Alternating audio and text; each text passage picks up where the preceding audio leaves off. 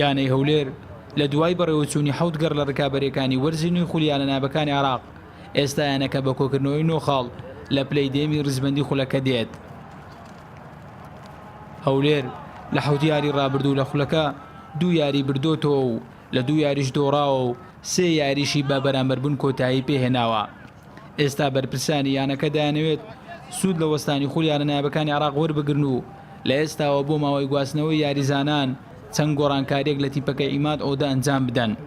لە گواستنەوەی زستانە تیپەکە باشتر دەکەن و یاریزانی هەندێک ئەو هێلانەیەکەوە خەلەلمان هەیە کەوە دەتوانم بڵێم زائیفن چاچی دەکەنەوە باشترین بۆ ئەوی بتوانن کەەوە ئەنجام باشتر بین چونکە ئێستا خولی عێراق زۆر ماوە هێشتا 32 یاری ماوە دەتوانم بڵێم ئەگەر 4-5 یاریت کە دەکەن ئەو گواستنەوەی زستان دەست پێ دەکەن ئەو 4-5 یاریە ئەنجامی باش یعنی هەندێک نقاتی باش خڕکەینەوە دەتوانین لە پاش گواستنەوەی زستان دەتوانین کەەوە بگەڕێنەوە ململانە بکەین لەسەر ینی لە مربع ململانە بکەین.